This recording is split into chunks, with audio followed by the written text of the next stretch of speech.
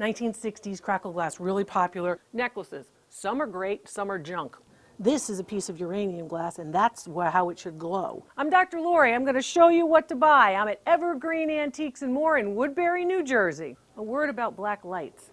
Black lights are to help you identify uranium glass. So, for example, I see these people, and they're putting black light, and they're saying, oh, look, this glass glows. That's carnival glass. Or iridescent glass, that glass glows when I put black light on it, and this glass glows, and this glass glows. The only glass that is going to fluoresce is uranium glass.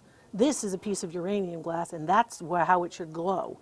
That's what the black light is doing. A lot of people are just putting black lights on any glass, on all the glass. On uranium glass, like this particular seller is just putting the black light on every single kind of glass to go, oh, look at all the uranium glass. Some of it is uranium glass and some of it isn't uranium glass.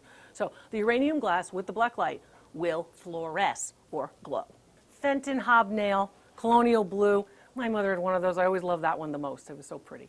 So anyway, hobnail glass, pretty traditional. You see them all over the place. Oh, look, here's another one of those flower frogs.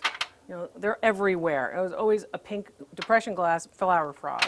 This one's $18. Oh my gosh, that's really expensive. Should be $7 or $9. Oh, then there's this piece. Here's American pattern glass. So that glass is green. I know you all think I'm going to, oh, she's going to walk by the uranium glass. It's not uranium glass. Just because it's green doesn't mean it's uranium glass. So as you can see, there's your black light, not fluorescing. This piece is nice.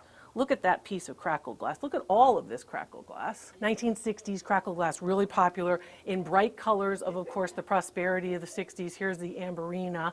That piece is really pretty good. The green is nice with the stopper. You don't usually see the stopper.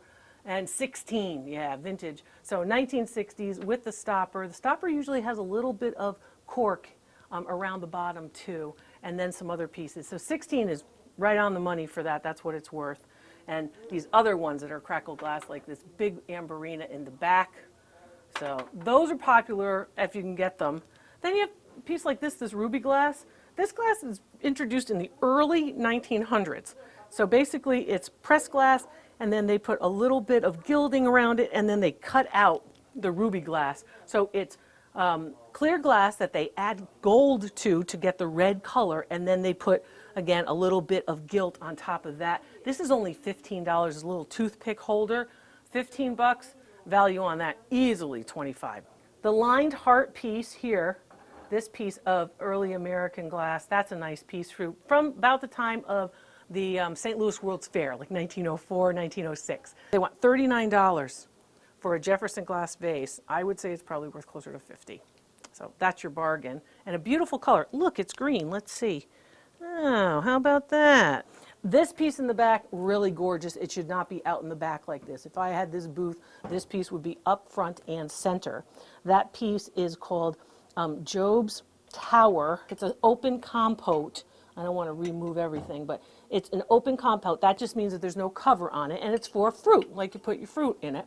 It has a very nice clear glass look. They don't have a price tag on it, unfortunately, so I'll tell you the price at $85. Necklaces, some are great, some are junk. Let's get rid of the junk. First of all, wire around any pendant, junk. Okay, you see wire like that, you don't need it. They already have a bail on the back. Then pieces like this, multi-strand, none of them of high quality, right? None of them high quality. The beads are not high quality, and the rest of these pieces are not high quality. But if you put 5 strands on it, oh, people might think it's better quality. Pass on that if it's low quality.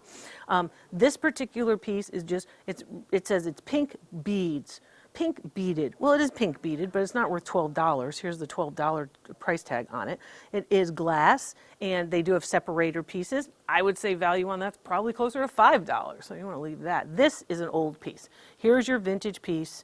Here's your piece of nice white glass beads with a nice brass bar for your pendant, a lobster clasp there. Now, if they want $25 for this, you should give it to them. They want $22. It's worth $25, so that's very nice. There's your good piece. This is all plastic, plastic, plastic. You hear it? You can hear the plastic. Hear the beads that are plastic. That sound, plastic. So I'd pass on those. This one's nice. Why? It's not because of these lousy white, see this? It's all chipping. It's because of these crystal pieces. The crystal pieces are really nice, and they are the ones that you will really be paying for. They want, they want $5 for that. Look at that. Look how long it is. And those crystal beads are very nice. That's $25. I would not leave that there. That's beautiful. I do leave them all here for you, but that's a good piece. This piece, this is glass as well as stones. So this has glass with stones. How do you tell stones? Put it up to your cheek and see if it's cold. If it feels cold to your cheek, then you have stones, and that's what's important. So this is a nice piece too. How much do they want for this? 8. 8 is good for that. That's worth about 15.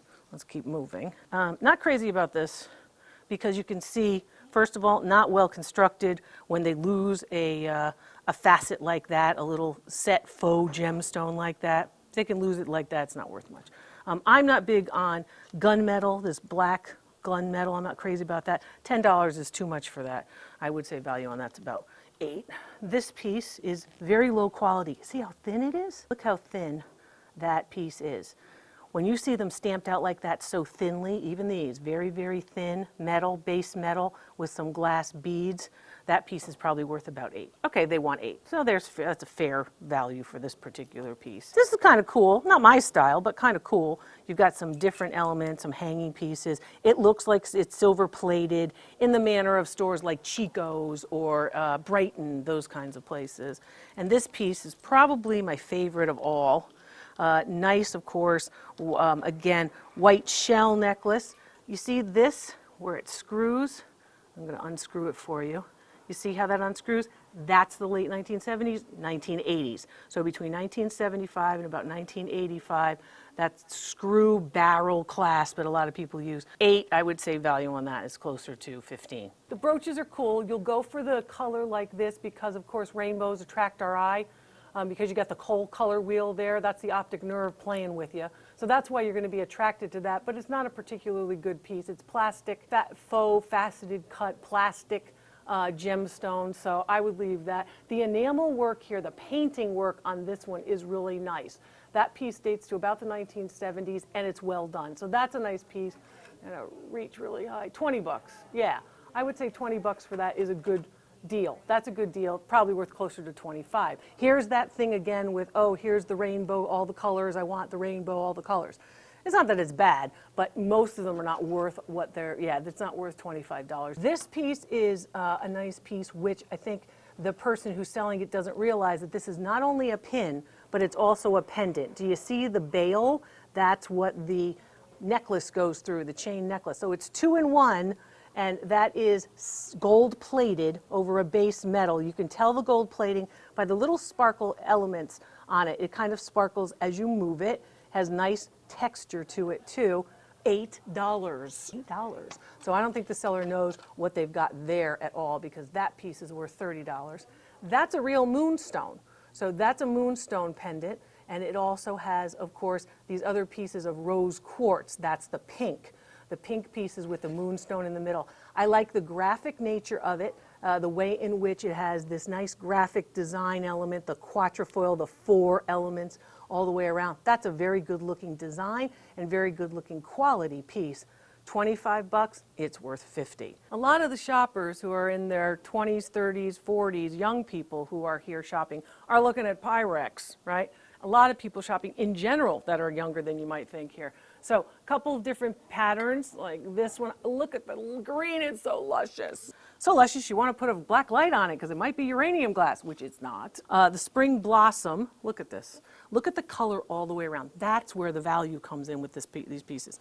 $28 is a very good price for that particular spring blossom pattern piece of Pyrex. I want you to look for uppercase. You can see it here on the Pyrex pieces.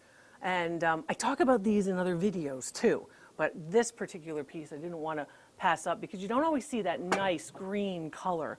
Then you've got this. I had a culottes. Do you remember the culottes? It was the 70s. I had a shirt that was this pattern, and then the culottes were that matched it were the opposite. That was big in the 1970s. I remember going to grammar school with that. $18 for this spring blossom pattern, which is what it's called by Pyrex as well. $18 for this is a little bit high. It should be around $15. Hey, I've got Lennox and I've got Fiesta. I talk a lot about Fiesta because some Fiesta is lead laden. You know, so you have to be careful of the lead content in some of these vintage pieces. Talk about that in another video too. And Lennox, Lennox is always the way. I remember my mother had one of these Lennox bowls, and she used to put her offering in it for the week because she had to sort of budget what she could give to the church when she went to church on the weekend. So she put it in this because she thought it looked like the Holy Spirit. So she thought this little dove dish looked like that. $15 for it. That's a little bit high for that.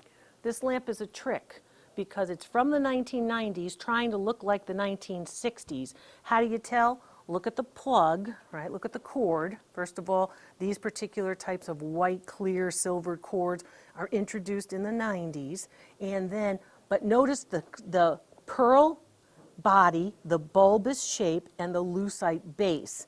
All of that looks back to Hollywood Regency of the 1960s and 70s, but it's revived in the 1990s. This is a brand new shade and it really doesn't look good. The finial as well as the socket are all part of the shade production. So all of this is too white, not the original for the shade. The lamp itself at $75 is a bargain because a lamp like this has a secondary market value, has a retail value of $125. The gloves. I know you all wondering, why is she wearing those gloves all the time? She must be a big germaphobe. I'm not a germaphobe. I've spent years in training, in museums, and when you touch an object, the oils on your hands can be transferred to that object, attract dirt, and deteriorate that object. These objects aren't mine. Actually, I'm leaving them here for you to shop for. They belong to the seller, so I want to make sure I protect them. More to come.